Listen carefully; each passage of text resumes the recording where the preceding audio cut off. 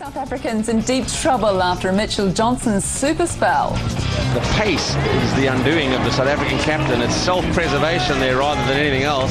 Johnson broke the left hand in Sydney, and now he's taken another one. A great day for bowlers at last. Batsmen dominating the game around the world. 13 wickets falling on day 2, and, well, Australia in a great position. I'd say it was another day for the batsmen to have a look at themselves, to be honest, Greggy. We said yesterday morning that South Africa had a real opportunity to get back into this game, and they did. You know, we fell to pieces with the bat towards the end of the innings. Thankfully, our bowlers did the job again, as they have been doing all summer, because I completely disagree with them being underperforming this year. I think they've done a pretty solid job making up for some shortcomings with the bat. The only difference was yesterday it was seriously exciting. Yeah, it was fantastic. Mate, I'm not a massive, a massive cricket watcher, except for when I'm doing my huge amounts of research for you. But last night I was on one channel watching, I think, The Longest Yard, sort of getting excited and pumped up. That went out the window, mate, because this was as exciting as any sporting event you're ever going to see. It was awesome, and Dale Steyn, I suppose, did it early for the South Africans, but the bloke we're going to talk about now for the moment, Mitchell Johnson, just gets better, doesn't he? Bowling quick, 150 Ks, and swinging the ball too, which is fantastic. And also, Mitch is just, you can see he's quietly excited. So he should be. He's had a lot of ability, and talent in there, and it's been bursting to get out. Now he's starting to swing the ball around a bit too. You can just see when he's running into bowl, he's hitting blokes in the hands. When he hit Graham Smith again, you could just see him trying to keep the smile away from his face, to be honest. I think he's really enjoying himself. I mean, as all the commentators were saying, if he can bring that ball into the right-hander consistently, blokes are in a lot of trouble. And I mean, I was pretty reluctant to face him in the nets, even without him swinging around. But I just think he's bowling great wicket-taking balls. He's intimidating. He's enjoying himself, which, that's scary. Yeah. Now, speaking of intimidating, let's have a look at this over. It was 4 balls, I think, to Mark Boucher just before tea, and just a great piece of fast bowling. Set him up early with some short stuff, and then, and keep in mind, this is coming in around 150 clicks too, and Boucher's just come to the crease. Another short one, and then this absolute cracker. Last ball before tea.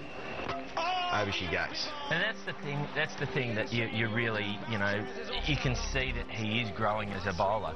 The balls that Boucher was ducking with, in Australia, they were used to Mitchell Johnson pushing the ball across them.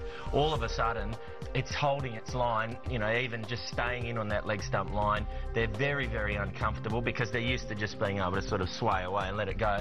But then, having intimidated him, and he's not getting forward as much as he should be, to be able to execute the perfect Yorker. I mean, there was no room there for improvement. That was right on the money. It was fast, and because the batsman was waiting for another one up, up his schnoz, he had no chance. Yeah. Now I suppose you've got to give the coaching staff a little bit of credit here. Troy Cooley, the bowling coach, because as you say, Mitch is swinging that ball again. And mate, look, I've got to say that Troy Cooley again. I've said for quite some time he's the best bowling coach I've ever seen. And ever spoken to, and I don't judge people based on one summer.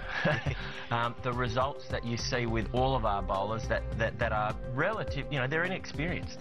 Yeah, well, definitely. They've been working with Troy Cooley now for a good couple of years. He's a very, very quiet achiever. He's a very, very well-balanced individual. And I know he's not been sort of jumping at shadows the way that some of the people in the Australian media have been. No names mentioned there. Now, let's have a look at these injuries too.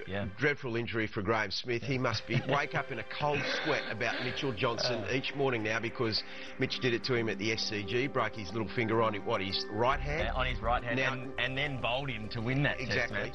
And now he's said, give me a look at your right hand, and he's broken his little finger on his right hand now.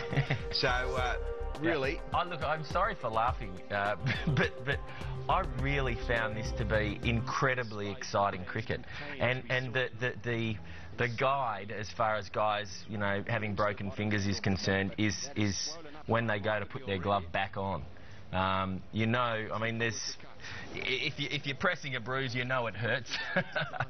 So that doesn't, you know, always give it away. But when you see a guy trying to pull his glove back on and the look on his face, I just went, oh, you know, it's out. And it doesn't look great with Callis, but really another great piece of bowling. It's good bowling. You know, 3 stitches could be a whole lot worse. You know, it's